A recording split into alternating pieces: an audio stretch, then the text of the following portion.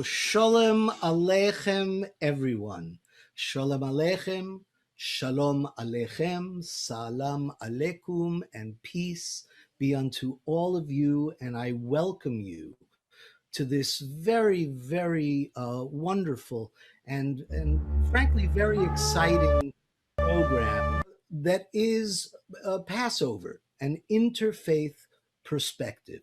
All of my life, I have believed that this particular holiday, Passover, which has always been my favorite Jewish holiday growing up as a child and well into my adulthood, was maybe, in my opinion, the most important of Jewish holidays for me. And the reason for that was because this was the time of year that millions of Jews around the world would invite their friends, their relatives, and in our home, always non-Jews to share with us the story of freedom. And so let me give you a little background before I invite my guests. The Passover ritual is widely thought to have its origins in the ancient rite unrelated to the Exodus to ensure the protection of the family home. The blood of a slaughtered sheep was spread on the lintels and doorposts to ensure that demonic forces could not enter the home. There is a further hypothesis that maintains that the Exodus narrative was combined with the Canaanite agricultural festival of spring, which was a ceremony of unleavened bread connected with the barley harvest. So several motifs replicate the features associated with the Mesopotamian Akitu festival, which is why I thought it was very, very important to have interfaith perspectives and invite others to share their perspectives on this holiday. As I said, I grew up using this particular Haggadah, which is the Shalom Aleichem Folk Institute Haggadah. Just so you understand, my father and mother were both Holocaust survivors. My father came out of Auschwitz and decided that there was absolutely no conceivable way that there was a God. And so I was brought up in the home of atheists, and we practiced and celebrated every holiday, but mostly from a cultural, folkloristic perspective, and our Haggadah was in Yiddish. So tonight you will be hearing several songs in the Yiddish language that came from our Haggadah telling the story of Passover, but also the experience of my parents and so many Jews in the Holocaust became a centerpiece of this particular Haggadah, the telling of the story of Passover. So that is my perspective. But I would like to now invite to join me some very, very wonderful and important people for me. I think you will feel the same way. So I'd like to invite Dr. Debbie Almontaser from the Bridging Cultures Group. She is an internationally recognized award-winning educator, entrepreneur, speaker, and authority on cross-cultural understanding, author of Leading While Muslim, The Experiences of American Muslim Principles After 9/11. She is an influential community leader and the founder and CEO of the Bridging Cultures Group, Inc., a for-profit business that provides professional development and coaching for companies, nonprofits, universities, firms, and K-12 educational personnel. Dr. Almontaser was the founding and former principal of the Khalil Gibran International Academy in Brooklyn, New York, a 25-year veteran of the New York City public school system as a teacher, trainer, administrator, and adversity and diversity advisor. Currently, she is the board president of the Muslim Community Network and sits on the boards of the Yemeni American Merchants Association, Therapy and Learning Center Preschool, and 21in21.org. Dr. Almontaser was a featured speaker at the 2016 National Democratic Convention, has been featured on the front page of the New York Times and profiled in Time Magazine, Newsweek, and featured in a number of documentaries. She has also organized numerous interfaith, and cultural events to develop cross-cultural understanding locally and nationally. She's also known for her leadership role in organizing the historic Yemeni Bodega Strike Rally and I Am a Muslim Too rally in resistance to the Muslim ban in 2017. Please welcome my friend, and an honor to have her with us, Dr. Debbie Almontaser. Hello, Debbie. Hello, thank you so much for having me. Thank you so much for being a part of this. I can't wait to hear your very unique perspective on these questions. I'd also like to invite my friend and associate, Mr. Ted Brownstein. He's a Jewish Christian Baha'i living in Lake Worth, Florida with his wife, Chris. He holds a master's degree in biblical Hebrew from the University of Wisconsin-Madison. Raised as a cultural Jew, like me, Ted became a Christian in college without giving up his Jewish identity and a Baha'i in 1997. He serves currently on the board of directors of the Lake Worth Interfaith Network, on the advisory board of Jam and All Interfaith, on the Spiritual Assembly of the Baha'is of Lake Worth, and I am especially blown away by the fact that he's on the board of directors of the Abrahamic Reunion USA. As a member of the Lake Worth MLK Committee, as an ambassador for the Parliament of the World's Religions, and as faculty for the Wilmette Institute teaching courses on Judaism, Christianity, and interfaith dialogue.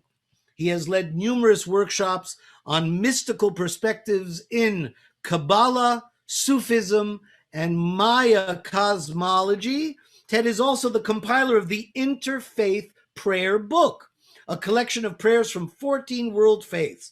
He's also the author of Soaring in the Heaven of God's Love, a commentary on the Baha'i long obligatory prayer.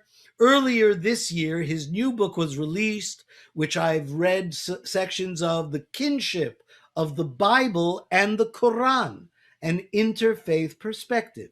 Please welcome Mr. Ted Brownstein, and I'm very honored, Ted, to have you with us as well. And last but not, Ted, thank you so much for being here.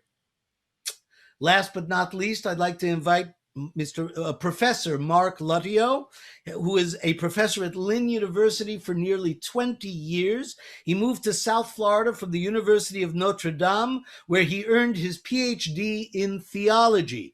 He joined the faculty in Lynn in 2002 as professor of philosophy and religious studies in the College of Arts and Sciences, teaching a variety of courses in belief and reason and the humanities. He is the administrator of the Interfaith Snyder Sanctuary, a magnificent structure on the Lynn University campus, where I hope we will do many programs in the future. He is charged with overseeing the programming and celebration of the diverse religious landscape of Lynn's student body, which hails from over 110 countries from around the world.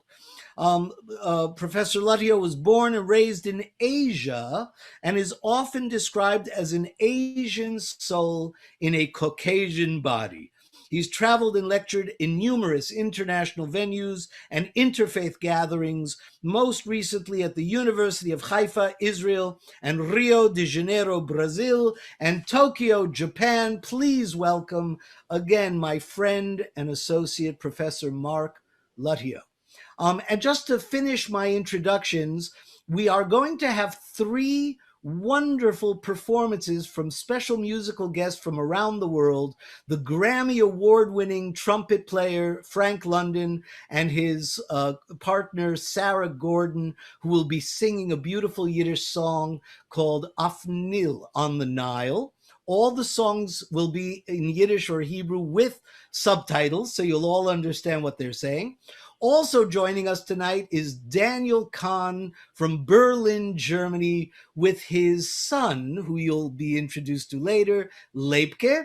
And finally, Cantor Shira Ginsburg from the East End Temple in New York. Ladies and gentlemen, I could not be prouder to bring you Passover and interfaith perspective with my wonderful panel of friends to discuss this. So I would like to just, and somehow I've lost my place on my PowerPoint, and so I'm going to move a little forward. So can we all discuss for just a moment, in any order you like, your initial perspective, both historical and contemporary, on the Passover holiday?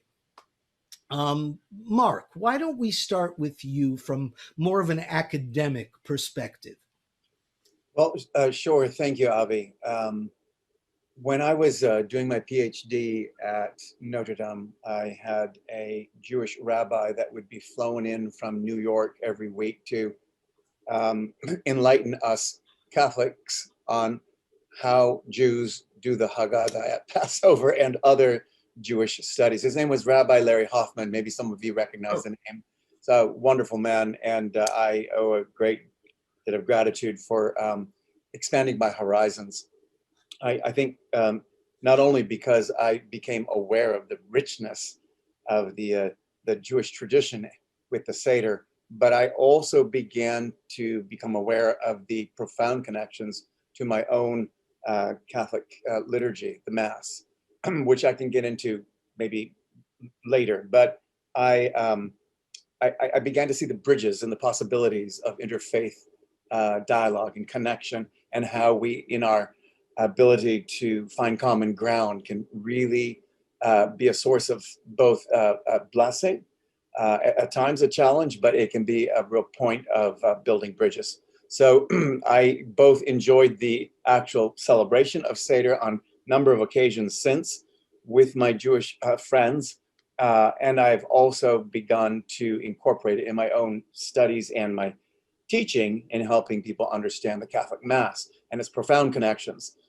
to the Seder. So I sometimes refer to the Eucharist as, in fact, a Jewish Seder, but we can look at that more later. Right. Beautiful. I mean, I've always been fascinated by the idea that the Last Supper is depicted, which is most probably also a Passover ritual. Correct.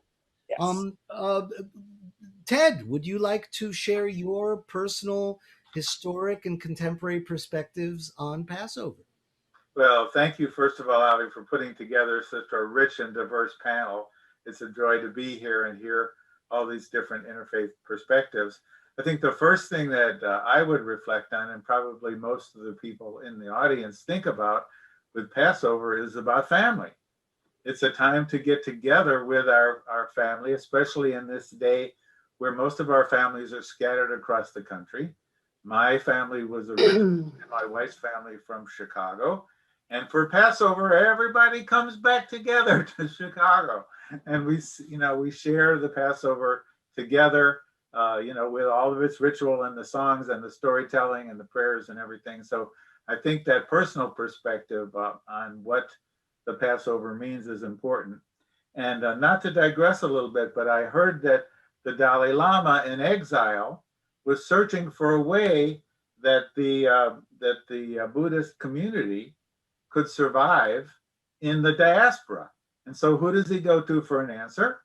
But the Jewish people. You've survived for all these centuries, millennia, in exile, away from your homeland. How did you manage to do that? We need to learn as Buddhists separated from Tibet how to do the same thing. And so the fact that many of our holidays are centered around the home and the family, where we don't need a visible community, was a real asset to him to begin to digest how that the Tibetan Buddhists could survive. So then just reflecting, and it's wonderful that Mark mentioned Rabbi Larry Hoffman, who happens to be one of my literary heroes. And one of the themes that he has written about is particularism and universalism, specifically in the high holidays. But also, I think that same thing applies to the Passover and Judaism in general. When we get in interfaith situations, I think there can be a lot of fear of various parties of losing one's identity, not knowing where one is, being in such a melting pot that we all become the same, and our cultural and tradition and everything that we hold dear disappears. So holding these two things at the same time, holding particularism, that is that the Passover is a Jewish holiday. It has very distinct Jewish roots. It's the origin story of the Jewish people. We went down to Egypt as 70 souls and we came out a mighty nation. So this is a recreation story that has all the water and the chaos and everything that Genesis 1 has, again repeated in Exodus. And so the Jewish identity of the peoplehood, as reflected in the Passover story, is the particular aspect of it. And then, as you alluded to, this universal aspect that there are oppressed people of various kinds, people who are longing for freedom, people who are enslaved in a whole variety of ways, economic, political, social, religious, etc. And yet the Passover story is a story of liberation that speaks to all peoples. Let my people go. Yes. Beautiful. Good. Dr. Debbie, what do you think? You know, Thank I'm so you. curious to hear your thoughts on the subject. Yeah, absolutely. So, I think that, the holiday just holds so much sentimental value, not just for the Jewish community, but even for, the monotheistic faith traditions, right? The Abrahamic faith traditions. And so, you know, within the Islamic tradition, there is, a great deal of information about the saving of the Jewish people, and specifically from the Pharaoh and that whole story. So there's a lot of information within the Quran and within our Hadith, that there's a great deal of information. And what's really fascinating, as I had gotten a chance to learn more about Passover and even my own spiritual awakening as a observant Muslim, is that, for those who are Sunnis, there is the holiday called Ashura. And Ashura actually signifies the day that Moses actually took the Jewish people out of, Egypt, and the sea was split, and they were able to walk out of it. And so what Muslims do for that day is actually fast. It's a day of fast to remember that historical moment and God's miracle and the saving of the Jewish people. So it's really beautiful. And this year in 2021, it's going to fall in August 18th, and there have been years where actually Passover and this day Ashura actually coincided, which was really beautiful. And we did a lot of Muslim Jewish joint events to commemorate that. So I think it's really incredible. And I had the opportunity to actually have my first actually Passover dinner with a dear friend of mine, Ellen Engelhardt, who lives in my neighborhood and who I met over 20 years ago. And she invited my family and I to join her and her family. And my daughter ended up being the youngest one at the table. So it was a big treat for her to actually read off the questions and just hear this beautiful story being told, throughout the Haggadah. And, my husband, who's also, an Islamic historian, by passion, started making the connections of the story, from within the Muslim tradition. And so, Helen basically just turned around and said to him, she's like, okay, so I'm going to say this part. And then if there is any connection, then I want you to chime in. And so it ended up being, a Muslim Hebrew, Islamic Hebrew Haggadah, which was so beautiful to see the parallels of this story. And I remember how excited my daughter was to get up and, hide the matzah bread, and then all of us in suspense, where did she put it? So it helped her as a little girl learn about her peers who are in school, and really give her the opportunity to walk in their shoes and understand what her Jewish friends are doing during Passover. And these are the things that we should be doing in, our houses of worship and in our communities, is really holding these kind of events and breaking bread together, and really seeing each other, in our own image through the ways that we worship and the ways that we, can connect with one another. So that's my Passover story. I love it. It's wonderful. And this is actually a perfect opportunity to go to our first musical selection. So I mentioned Frank London. He's a Grammy Award winning trumpet player. And Sarah Gordon, who is actually the daughter of one of the greatest Yiddish Yiddish singers in America before she passed away years ago. May she have a beautiful Lichtigen Gan Eden. I worked with her many times, Adrian Cooper. And so they prepared for us a very unique take on a Yiddish song that we used to sing in our Seder called Afn Nil, which means on the Nile. And it's all about the little baby Moses being put in the basket and put onto the River Nile by Miriam. And eventually, of course, Moses was found by the Pharaoh's son and the Pharaoh. And of course, then we know what happened with Moses and beyond. So why don't we just take a few moments to watch this very unusual take on a classic Yiddish Haggadah song.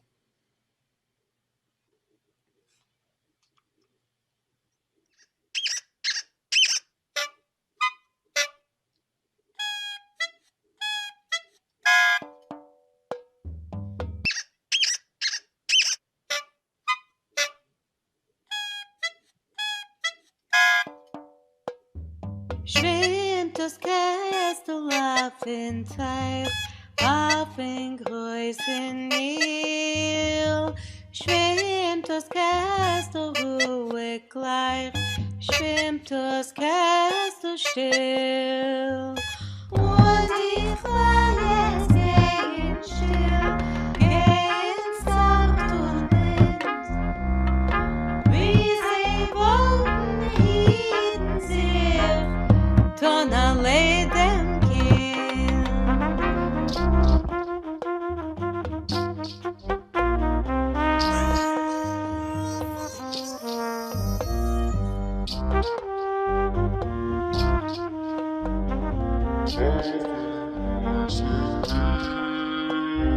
Schwimmt Kästel auf in Teich, auf in größten Nil. Schwimmt Kästel ruhig gleich, schwimmt Kästel still. Und ich war es einen Dorf, nicht wie bare Schlacht, nicht ertrinken werden sie, Mashiachin von Knecht. Mashiachin von Knecht.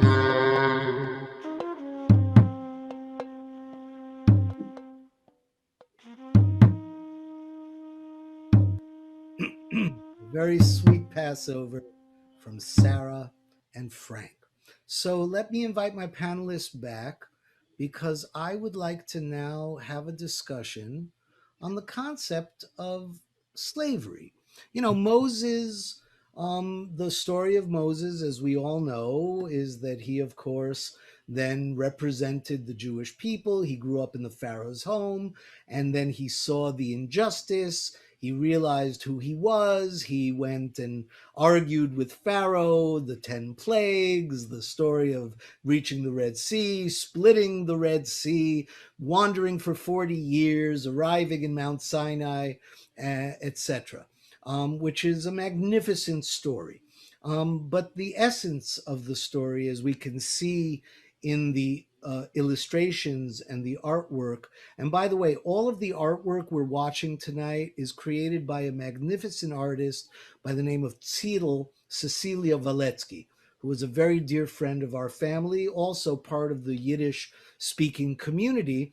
And I think you can already see there's a theme in her work with the barbed wire, which we will get to a little later. So I'd like to open up the floor to discuss this concept of slavery as it relates not only to Passover historically and freedom, of course, which we'll get to later, but I'd love to hear, I look at the world today. We're living in the 21st century. And you'd think that we would have learned after 2,000 or 3,000 or 4,000 years or 5,000 years or longer to identify slavery and not have it be a part of our lives today. And yet, here we are in 2021, and there are slaves. There are slaves everywhere in America, in Europe, in Asia, in Africa. There are, sex slaves. There are Christian slaves. There are Islamic slaves. There are people all over the world of all faiths that are still dealing with this horrible, horrible plague of slavery. So who wants to, tackle this first? Anybody want to, touch this horrible third rail? Oh, don't all jump at the same time. Mark, why don't we start with Mark? Well, I'm going to approach it from a slightly metaphoric, paradigmatic perspective. But I am also very interested in getting at the nuts and bolts of what really actually constitutes slavery today, which is very evident all around us. But I believe the story of the Seder, or the story of Passover, is so profound to all cultures because there isn't a time in history that any of us haven't been affected by enslavement in some form or another. I had a professor as an undergraduate, actually, who was a literary professor, and he spoke of the monomyth. It's not new to him. Many others have spoken about it, especially more recently, people like Joseph Campbell, who's talking about the hero with 1,000 faces. But these stories are so profound and meaningful to us, and they capture our imagination and speak deeply to the heart because we all have been, we've all experienced this. And in terms of slavery, that there's no question we are all at different ways and times and places enslaved through different mechanisms. And we could, the list is just obviously too long to get into, but we really, when we think about it, this paradigm speaks and gets right to the heart of the matter of who we are as our, humanity that is in need of redemption and is in need of freedom and need of restoration. So I think the story of the Israelites being set free, however we understand that literally or metaphorically, it becomes a very powerful paradigm for us to realize our own need for being liberated from enslavement. In my own tradition, we speak an awful lot about the S word, right? Which isn't always real popular, but those things that have resulted in a brokenness within us. That's the way I like to talk about sin. But the broken spirit and the broken parts of our humanity and what we're capable and what we're meant to be has gotten all mucked up. And this is a story of how God's redemption is stronger than all that. And it's a word of hope. And it certainly gives us the ability to kind of follow suit and say, yeah, we all need to be redeemed. We all need to be freed from this slavery. Now, I'll turn it over to my other esteemed colleagues to talk about the 21st century version of it. Well, I am happy to chime in and just say that, I think you touched on it, Avi and Mark, that, let's look right here in our own backyard and look how, slavery is manifesting itself right in our own communities, where, we see a lot of undocumented, individuals who are being taken advantage of and being paid, way below minimum wage. That's a form of slavery, and being expected to work very long hours, that's a form of slavery. When we look at, the mass incarceration, in our country, the United States has more incarcerated people than any nation on the earth. And when we look at the demographics of those who are incarcerated, it's Black and brown communities. Yeah. That's a form of, slavery. When we look at the number of, police brutality cases and the lives of Black men being taken. This is what I call today, the legitimate lynching. It's that just happens, by police officers who gun down, individuals, unfortunately. Just watching the George Floyd, case over the last couple of days has just been really riveting, and should teach us all a huge lesson of what does race look like in our communities and how we have to combat it, and how important it is for implicit bias and diversity training to happen in all of our institutions to combat, systemic racism that is at the root of what causes all of these societal challenges, such as, slavery. You mentioned, sex workers and what they're going through. We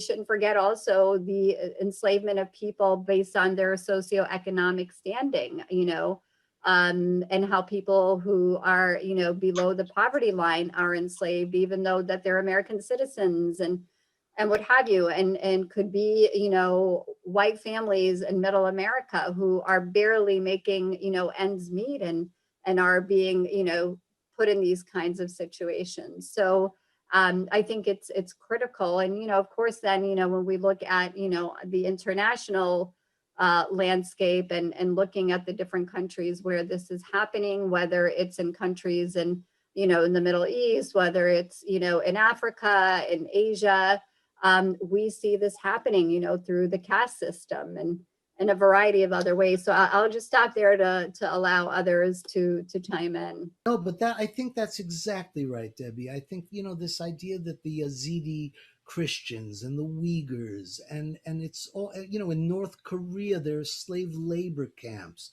In Syria, there are camps of people enslaved.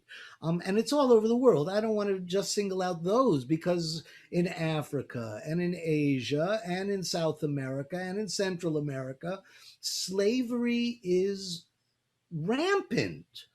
And yet somehow, as always, the world kind of stands by and says, oh, that's terrible. How terrible. And yet it goes on. Ted, do you have a thought on this? Sure. It's always hard to speak last in a sense when you have such able people having articulated so well both the metaphorical and the physical on the ground forms of slavery that exist today. So maybe I can just speak briefly about another kind of slavery, psychological one, that has to do with limitations that we impose on ourselves. And maybe in certain ways we enslave ourselves by limiting our potential, limiting our capacity for self-actualization. Quoting from the Baha'i writings, there's a phrase in the hidden words of Baha'u'llah that says, free thyself from the fetters of this world, loose thy soul from the prison of self. So what is the prison of self? Well, sometimes our own fears will limit us from going and trying something new or expanding our boundaries. Sometimes our fear of other people, what somebody will think, what a spouse or a friend or the larger community will think, might also kind of push us into a smaller box than we need to be in, and not to allow ourselves to give free expression to our creativity and whatever internal capacities we have. And I like a Kabbalistic approach to, you can compare the Sephirot to gates that are blocks on the ascendancy from the ego realm of Malkut to the self-actualized Keter, the crown. And each of these Sephirot are gates or capacities that can both be liberating and enslaving, and can hold us back. Being too loose, too chesed, too loving, and not having boundaries can be a problem. Being too rigid and too having too much gevura can also be a problem, so and so forth and so on. So the whole concept that just introduce and add to this conversation is how we enslave and limit ourselves and not allow ourselves to grow spiritually and be self-actualizing. Yeah. And I think just to take that, to the next level, the idea, I always grew up believing or wanting to believe that in many ways we create our own realities. We can indeed take steps to create what we want to create. And yet you're right.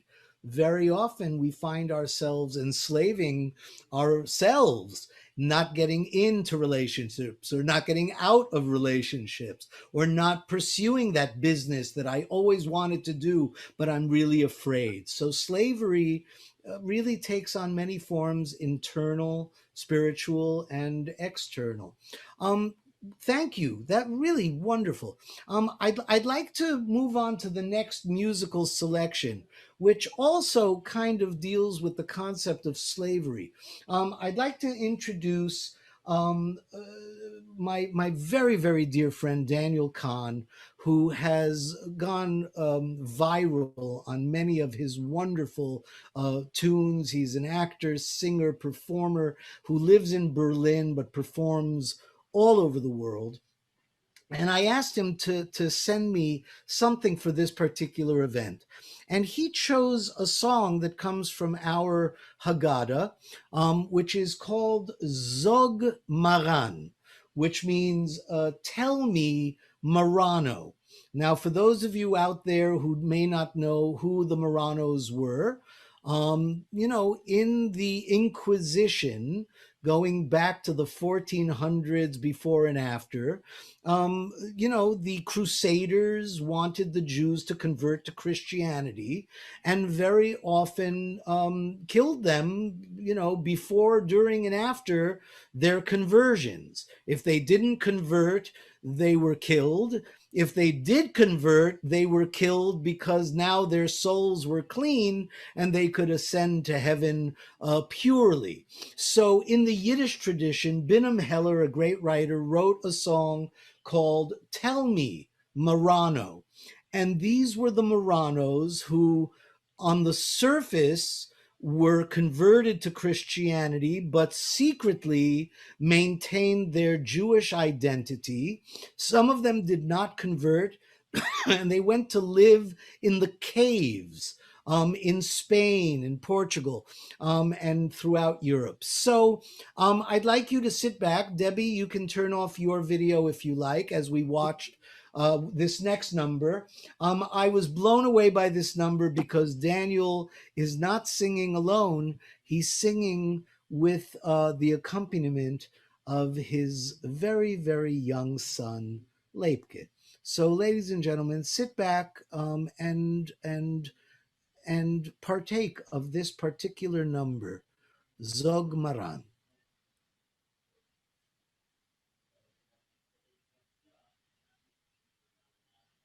Avrom Reisen and Bugach. Gut Jontif, Tage Freund.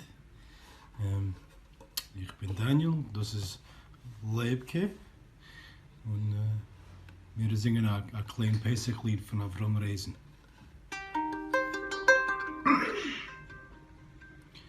Sag mal an, du Bruder meiner, wo ist greit der Seder deiner? In tiefer Heil, in Achille, dort hab ich gegreit mein Seder. Sag mal an mir, wo bei wem, wirst du weiße Matzes nehmen, in der Heil auf Gottes Baroten, haben wir dem Tag geknoten, in der Heil auf Gottes Baroten, haben wir dem Tag geknoten. Sag mal an, wie wirst sich kriegen, a Hagode wo zu kriegen, in der Heil, in tiefe Spalten, hab ich sie schon lang behalten, in der Heil, in tiefe Spalten, hab ich sie schon lang behalten. Sag mal an, wie wirst sich werden, als men vet an kolden Herrn. Wenn der Säune wird mich fangen, will ich sterben mit Gesangen. Wenn der Säune wird mich fangen, will ich sterben mit Gesangen. Was ist ein Pesach euch? Mit Jontef bleibt gesund und stark. Oh my God, I'm so in love with that baby. So that song is about the Marranos who were sitting in the caves secretly celebrating their Passovers. And, you know, the line that always gets me is when we will be caught by our oppressors, we will die singing these songs of freedom. And so I would love to invite my panel back. You know, one of the things I've learned over the years, Simon Wiesenthal actually wrote a book that, you know, his hypothesis was that Christopher Columbus was actually Jewish. And what's fascinating is that the day that he sailed to the Indies, whether you appreciate it from a positive or negative perspective because of what happened after, many of the sailors on his 3 ships were Jewish and they were escaping the Inquisition. And these are facts. And, you know, I've spoken to many friends from Central and South America, Cuba, who have discovered years later that they actually come from the Marranos. They have Jewish genetics because of those Marranos who escaped Europe and the Inquisition, came to the Indies, South America, Central America, and eventually North America. So, you know, I'd like to talk to the concept of freedom. You know, we discussed slavery, which is where Passover kind of starts. The Jews were slaves in Egypt. But then Moses came and freed us, the 10 plagues and all that. I'd love to hear your perspectives on the concept of freedom. And again, I want us to talk about it from not only a historic perspective, but also from a contemporary perspective. What is freedom today? How do we even, you know, define it anymore? You know, as Debbie was pointing out, people are, you know, enslaved in jails disproportionately. You know, what is freedom? If you're working 3 jobs to be able to pay the rent at less than minimum wage, are you really free? And so I'd love to hear your perspectives. Why don't we start with Ted, since Ted, you've sometimes been on the caboose. Why don't we take your perspective first? Well, thank you. I remember as a teenager sitting in on a class that was discussing different definitions of law.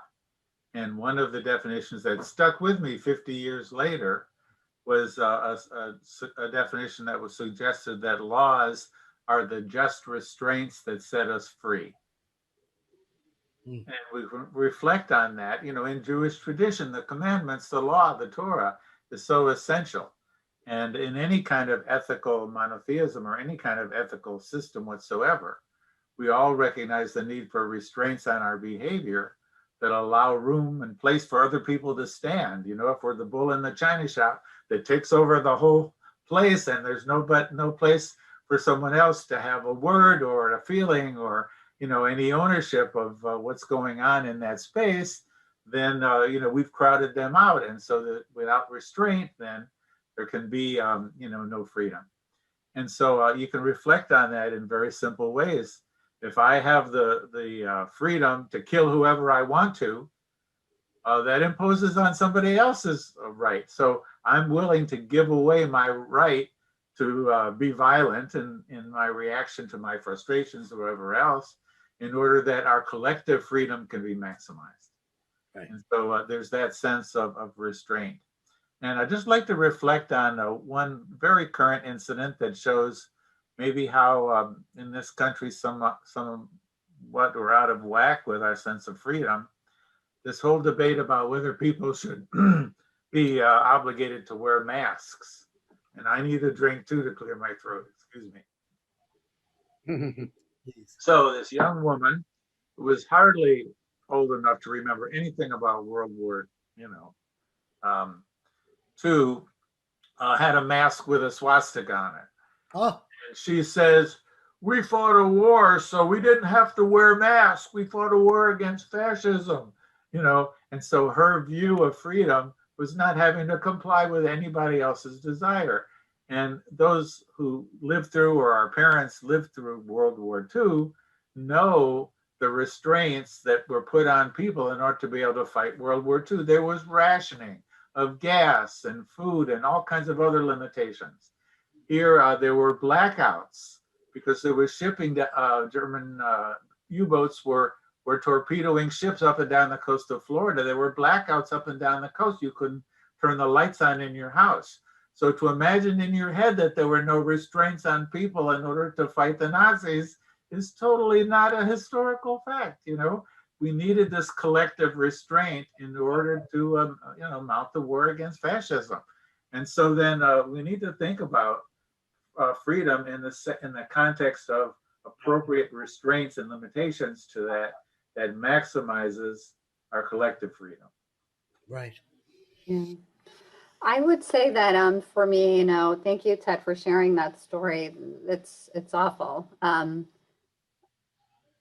me, as I think about freedom, what resonates for me when it comes to the word freedom is, being able to freely worship, right? To freely assemble, to freely say what is on your mind, without, censorship.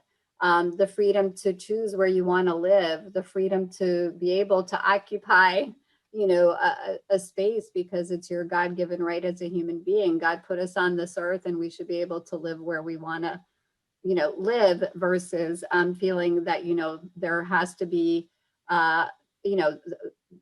the borders that actually divide us, right? And that actually uproot people. I think, those are the things that, when I hear the word freedom, it resonates with human rights and the things that we fight for every day. And, as I think back about the story of baby Moses and, the story of his mother and his sister putting him in that bassinet with that leap of faith, when I do activist organizing with young people and what have you, I use them as two female activists who, on a leap of faith, took this child, put him in a bassinet and put him in the river. And then his sister making sure that she organized to make sure that he was going to actually have a wet nurse, and it ended up being her mother. I mean, this is like incredible, the self-determination that took place to ensure him living and being able to grow up and one day become this, prophet is really, amazing. And so it's all about the will and, being able to live freely, to have that opportunity is really critical. I'll Right. stop there just to give Mark the opportunity. Thank you. I have to apologize. My dog, my puppy, 10-month-old Vishla, it's one of our pandemic acquisitions, woke up from her nap. And wants to be free. And she's like, "I'm out of my kennel." Yes. You may have seen her a moment ago, but she's playing by my side here. A little personal vignette. I was born and raised in Japan. So my first language is not actually English. And my first culture is actually not American. But my parents had come from, America to live in Japan and work there most of their life. And that's how I ended up being born there. So I've always straddled the two worlds or multicultural worlds of different languages, different cultures, and different religions. And it was always a very difficult kind of pathway for me to walk, because I never felt completely at home in any particular one of them. Even though I was born in Japan, do I look Japanese? According to the stereotype, no. And most people wouldn't accept me as Japanese, but I identified myself as one. And it was my home. It was my birthplace. I went to Japanese schools. I still dream and think in Japanese. It's my identity, which is why I do really mean that my soul is definitely Asian. But it was not accepted by that culture. And when I was in a sense kind of enslaved by that concept of not belonging, though wanting to, and then being kind of outcast and sent away from Japan and trying to find a home in this United States as a 18-year-old when I came for college for the first time. And supposedly being a US citizen, that my parents had applied for citizenship on my behalf, being a very kind of someone who was really unaware of American culture and unaware of the American way of life, or the different kind of values and pop culture and all the whole list, made it feel very much like a difficult kind of pathway to try to traverse, until I realized that all of this was bound in our egos, which feared the other rather than embraced each other.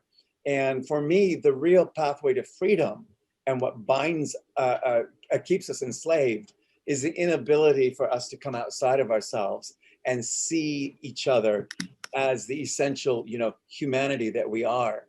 More that we share in common than that divides. I keep going back to the Maya Angelou, "We are more alike, my friends, than we are unlike," which is just a beautiful poem of hers. And I always have my students read it. So for me, freedom is about coming out of our egos and being free of the fear that we live in that keeps us bound up, and being able to see each other as brothers and sisters, no matter what our creed, no matter what our race or language, and find common ground there. So I'm very passionate about this. And that's what I hope to bring to my classroom, to the world, that's my life's work. Right. Well, we are actually going to touch upon those concepts of universal acceptance after the next section.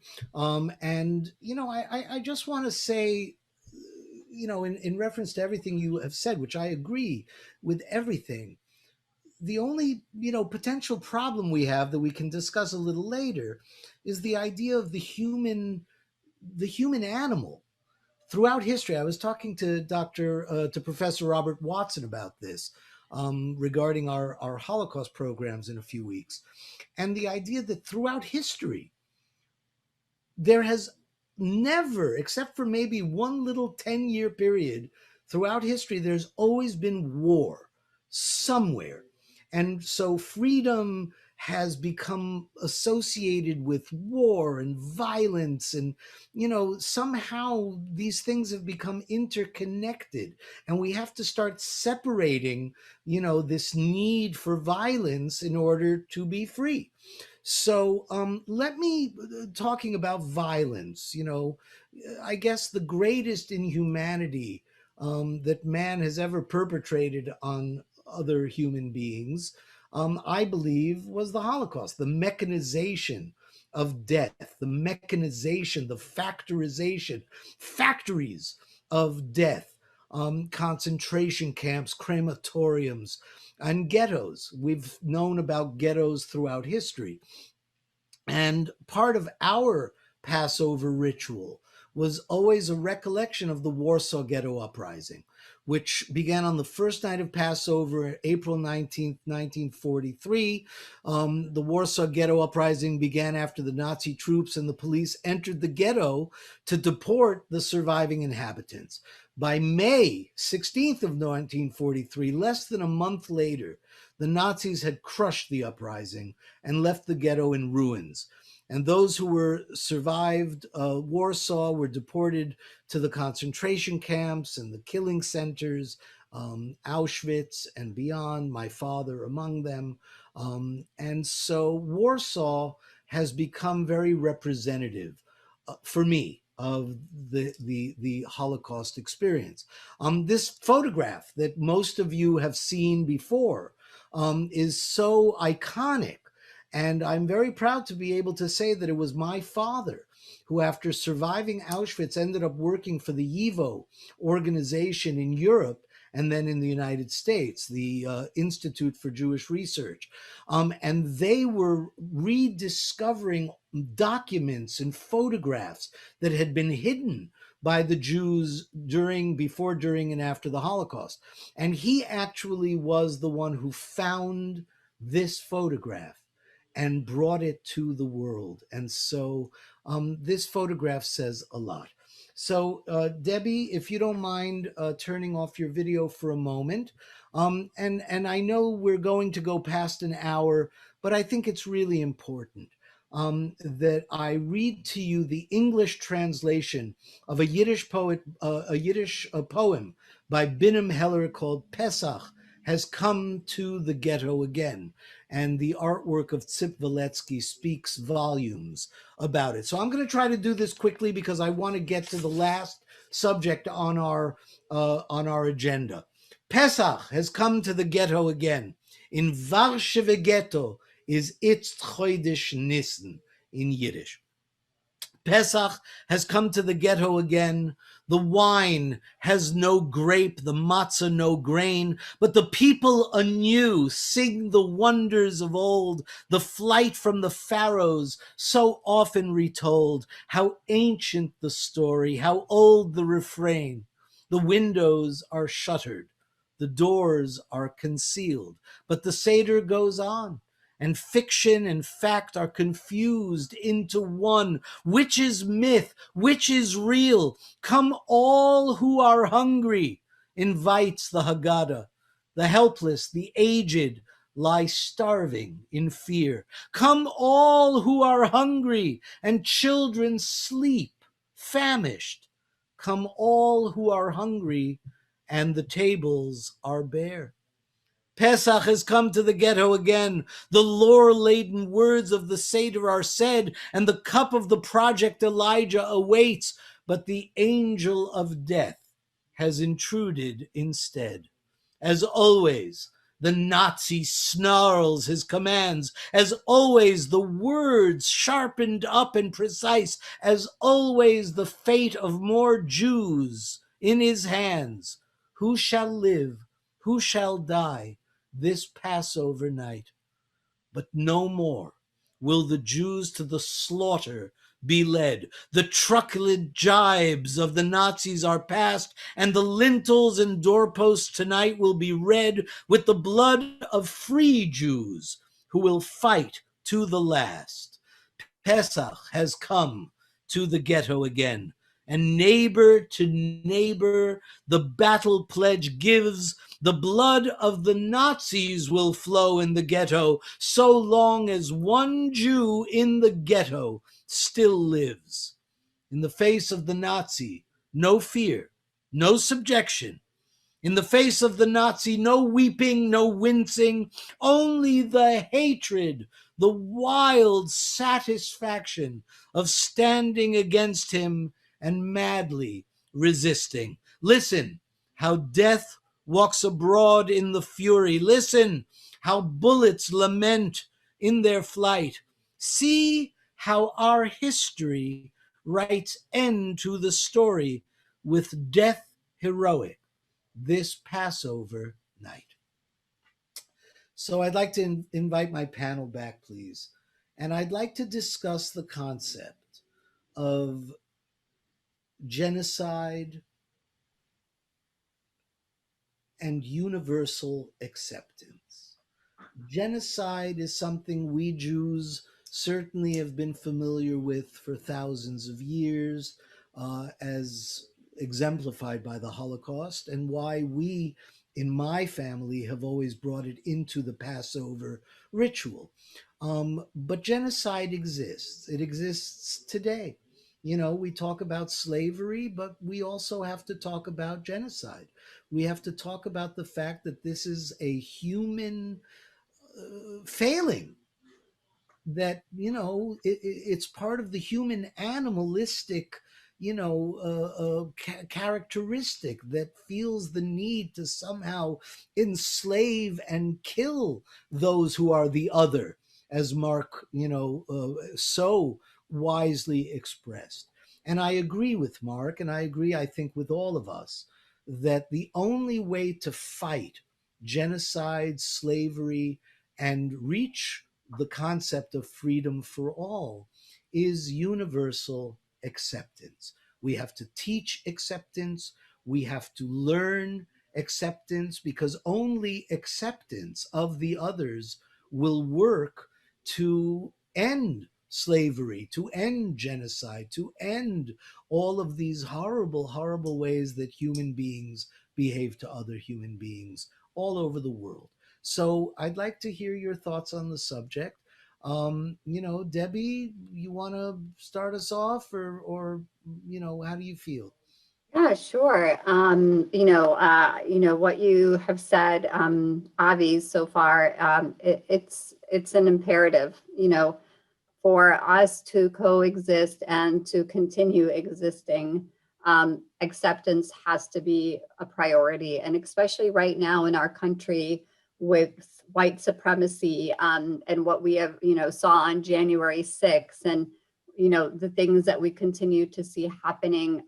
We really, really need to do this work and to help bridge the divide between, communities of different ethnic, racial, religious, and cultural and sexual orientation, in order to bridge that divide and to really have authentic acceptance. There's one thing about saying accepting, but it has to be authentic, that you are able to accept that other person within your own image, and embrace them as a fellow human being is really, really critical. And we have to learn from history. And you have cited, Avi, the Holocaust, which was the most horrific thing that has ever happened, on the face of the earth and historically. And we must learn from that moment to never allow that to happen again. And we need to look at communities right now that are experiencing, genocides, the people in Myanmar, the people in Burma, in Kashmir, and the Uyghurs in China, and what China is doing to the Chinese Muslims. It's really, really critical. And we also, have to look, within our own backyards, the Palestinians and the Israelis, really need to see each other, in each other's image, to be able to coexist and live side by side. I pray that, in my lifetime, that, there will be, peace and reconciliation, among those two people, because so much suffering has happened, and it shouldn't be. So these are really, important things that we need to talk about, and really work collectively to push and make sure that people understand that when, people fear the other, this is what ends up happening. Right. So I'll stop there to let my fellow panelists chime in. I lived in Israel for 10 years, and I know this is the third rail of Jewish politics, the discussion of the Palestinian situation. But I think it's very important, as you say, that we talk about it. We have to bring it to the forefront. I used to go to the West Bank all the time, and I was always stunned by the fact that that the Palestinians living in the West Bank couldn't travel freely. Now, there are those who will justifiably argue we're not yet at the point of genocide, perhaps, but it is definitely not freedom. They are living in a world where they cannot travel freely, they cannot work freely, they cannot see relatives freely. And I think it's a situation that should not, we should not in the 21st century be dealing with this situation for so many years, going back all the way to 1948. And I know it's the third rail. I know I'll probably get into a lot of trouble, but that's how I feel. I feel like we have to deal with this concept of accepting everyone as equal.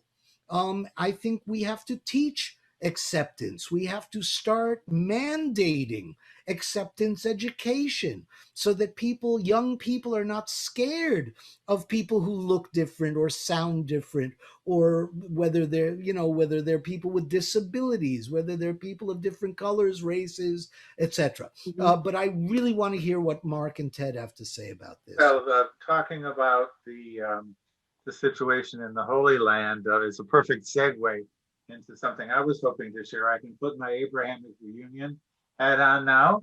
For those who aren't familiar with this organization, they're a group that works in Israel, Palestine to bring peace there. And their method is basically to have contact between peoples that are maybe divided by the wall or divided by fear or ethnic conflict that's there, and they've been very successful. And one of the things that they do is to share each other's holidays. So to have a Passover at which you have Christians and Muslims and Druze and Bedouins around the same table, and then to have a Ramadan where we have the same mix. And to the extent possible, which until just a few years ago, with a lot of paperwork, they were able to do cross-border, conventions and holidays and so forth. Unfortunately, that's changed very recently. But then Zoom came to our rescue. And now we can have big gatherings of everybody from all corners of the Holy Land who can get together on Zoom, and there are youth meetings and women's meetings, and a lot of contact has been enabled through the technology, which is really wonderful to see. But I would also like to share with you, while we're talking about this universal acceptance, of a tragedy that just happened within the last couple of days. One of the board members of the Amutah in Israel, who's been very much a part of the Abrahamic reunion for decades, is a Bedouin man by the name of Khalil Abbas, who lives in the south in Israel proper. And he was attacked while closing his mosque 2 nights ago, stabbed 5 times. He will survive after multiple surgeries. This is a peacemaker who gets along with everybody, who welcomes Jews of all kinds and Christians into his home. Who I've been in his home, have seen him at the Parliament of World Religion several times, know his wife, and let's all pray for his speedy healing and also the safety of his family. Unfortunately, it was a politically motivated incident. The facts are still coming out, but I'm not going to speculate on that. But it is on the Abrahamic Reunion website, so whatever they've released there is for public consumption. But the premise of the Abrahamic Reunion is something that we've called the contact hypothesis. And what this means is that people get to know each other as people, get to have a conversation over the table, especially if there's food involved. It's very, very much a help. And see that concerns are the same, about our children, about their education, about our work, about our health, about all the human aspects of our life. We all share those things. Right. And so there's so much more that connects us than divides us. And if we can break down these barriers just to have contact with the other people, whether it's us visiting a synagogue or visiting a mosque or visiting a church on Easter, or inviting someone to our home for our holiday that they can experience it, or whatever it is, the more that we increase contact, we increase acceptance. I'll never forget, one of the greatest experiences of my life was when I lived in Israel, and it must have been just before I left in 1977 or it's 1976. I found myself in Jerusalem at the Church of the Holy Sepulchre on Christmas Eve for midnight mass. Wow. And I will never, ever in my life forget that amazing experience. But I think you're right. It's all about education. And so I'd like to, finish this discussion with Professor Mark, talking about, how can we educate Yeah. young people, older people, teenagers, college age kids, and beyond to this concept that we have to accept others, and not be afraid of the others. Absolutely. Again, that's my mission in life, and I feel very passionate about this. Couple of thoughts. I go back to the Seder, and it's the family table, the food, and the beautiful Oh. breaking of bread together, Mark and froze? really all religions of the Everybody world froze. have at their I'm core frozen. this wonderful No. No. tradition of sharing food together. I, I think it's important to remember that actually when our mouths are full with wonderful food that we're sharing, it's impossible to spew vitriol or hate on each other. Your mouth is nicely occupied with the sweetness of shared bread or shared food. So, but I mean that in all seriousness. I think we need to start in those practical ways, as you have all suggested, where we share a meal together, where we share each other's experiences, where we, as much as Zoom is a wonderful mechanism, it's only virtual and digital. And I long for the day when we're back in the flesh and blood with each other's presence, because we need that. We need to be able to see, taste, touch, feel, and understand the three-dimensionality of our humanity. So one of the things I do real practically here, and I know it's nothing new, but I teach world religions at Lynn University. It's among a few other things, but it's one of my core courses. And I have our students choose a religion that they may have interest in, but have never been necessarily to a liturgy or a ritual involved in that tradition. And they go and reach out to the people there and actually participate as a participant observer.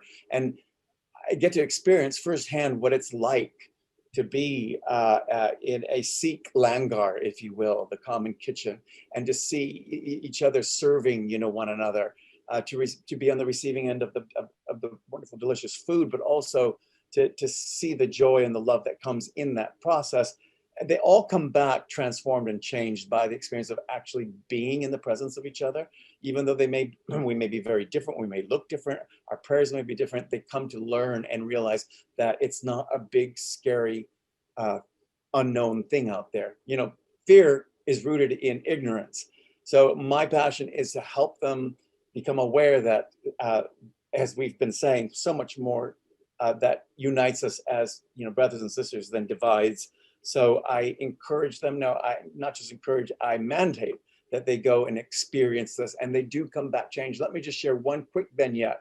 I had an Iraqi veteran come back from, he was, I think, an Army Ranger, real hardened, military guy who took my world religions course as part of the GI Bill, I think. Anyway, he didn't really want to be in it, but he was in the class. And when it came time to do this assignment, he said, well, I sure as hell am not going to go to the Muslims. I was paid to kill them. So there's no way I'm going to go. And I looked at him and I said, I won't say his name, but I said, mister, you of all people need to go to a mosque and see what it's about. And he goes, no way, I will never do it. And I said, actually, you're a Marine or a Ranger, aren't you? And I said, yeah, I dare you to go. You're not afraid of anything. I dare you to go. And he didn't like that. But then he said, okay, I'll take you up on it. It was here in Boca. And he went to the local mosque. And he drove up full of hate, vitriol, suspicion.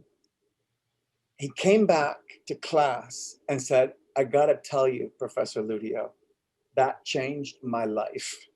Wow. There are people just like me. People just like me. There you go. And it was, we're gonna change this world one person at a time. I agree. Don't give up. Yeah, and I really commend you, Mark, for doing that with your, with your university students. I also teach at the College of Staten Island in their school leadership program, which trains teachers to become principals. And so one of the things that I incorporated in the class when I teach it, is actually taking them to a mosque during the month of Ramadan and breaking the fast with me there and learning. And, you know, in every class that I've taken, all of them afterwards have said this was life-changing. And the reason that I've included it is because 1 in every 6 children in the New York City public school system is Muslim. Wow. And what a great way for them to really have a day in the life of a Muslim child that's sitting in their classroom, then through experiencing what they and their families experience every night during the month of Ramadan. And it was huge for them. And they're like, if we didn't take your class, we would have never had this, you know, opportunity to see what it's like. So I wholeheartedly agree with you 100%. And, you know, one of the things that we do in New York is we do, you know, we have our local, there are local synagogues that invite the Muslim community for an iftar where they actually host us at the synagogue and get halal food. And many have started doing interfaith, you know, iftars and inviting people from the Muslim community. And the Muslim community has also now, you know, holding at their mosque, you know, iftars for their neighbors. So Beautiful. this is the way that we have to do it, and, you know, and really invite more people to have those kinds of experiences. Absolutely. And that's why I'm so proud to have had the 3 of you join me today. I could not be more honored to have you, to hear your perspectives. And I think you're right. We have to bring people together. We have to accept each other, and we have to teach. On change.org, which is like a site for petitions, I started a petition called the Acceptance Initiative. The idea that we have to mandate acceptance education in schools from preschool through 12. And you know, I'm shocked that it's not. So anybody that wants to go to change.org and sign the petition, that would be Please great. send us the link, and we should send it all to our contacts and neighbors and post it on social media. I absolutely will. I'll add it to this video on all our social media. Thank you, Dr. Debbie Almontaser. Thank you so much. You're very welcome. Salam alaikum. Thank you, Ted Walaikum Brownstein. assalam. Thank you, Mark Luttio. Thank you so much for joining me and inspiring all of those who watched, not only on our YouTube, not only on our Facebook, but we sometimes have so many thousands of people watching on our website, which seems to be the way that many people go to watch this. Thank you, thank you, thank you. Have a wonderful holiday. All the holidays coming up, Ramadan and Easter and Passover is still with us. And I look forward to working with all of you in the future to continue this mission, to bring people together in love and acceptance. So thank you for joining me. I will continue. Any other last words that you'd like to share with our viewers? Thank you so much for hosting this. This was really meaningful for me as someone who does a lot of interfaith work. To get the opportunity to join you today was really wonderful. Thank you. And a pleasure to meet you, Ted and Mark. Yeah, thank you. Thank you. so Very much. honored. Wonderful to be here with you. Thank you, Mark. Ted, any last? And if I might, so powerful is the light of unity that it can illuminate the whole earth. Yes. Yep. Amen. Amen, amen, amen. Thank you all. So as you guys take your leave, I just want to thank everyone who has watched our program today. I want you to know that our organization, Why I Love Jewish, the Yiddishkeit Initiative, does most of our programming is free to the public. And so if you enjoy our work, please go to our website, whyilovejewish.org, and help support our work so we can continue bringing all this great work to you. On April 7th and 8th, we are doing 2 days of Why I Remembers Yom HaShoah, where we'll be doing 2 days of extraordinary programming that will bring the memory of the Holocaust into a contemporary world with so many play readings and concerts and lectures. So go to our website, whyilovejewish.org, visit our YouTube channel or our Facebook page. And again, I want to thank all of our participants today, all of our musicians, and we will bring to an end our program with our Cantor, our dear friend Cantor Shira Ginsburg from the East End Temple in New York, singing a wonderful Chava Alberstein version of Chad Gadya. One of the things we didn't get to today is that there is so much of the Seder that is actually in not Hebrew, not Yiddish, although I do a lot of Yiddish, but we have ancient languages that we as Jews and Muslims and Christians all share. And so why don't you sit back, and again, thank you for watching. Enjoy Cantor Shira Ginsburg in Chad Gadya.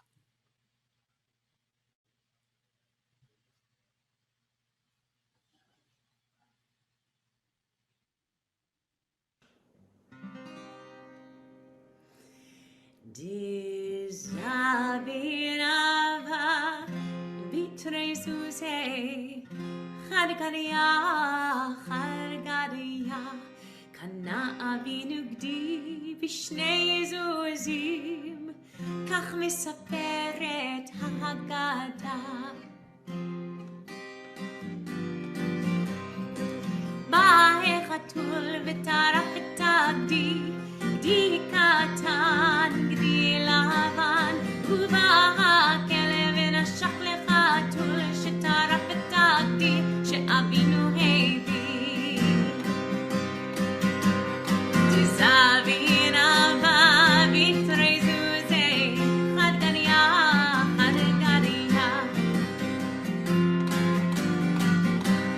V'yei mizeh opia makel gadol, shechavat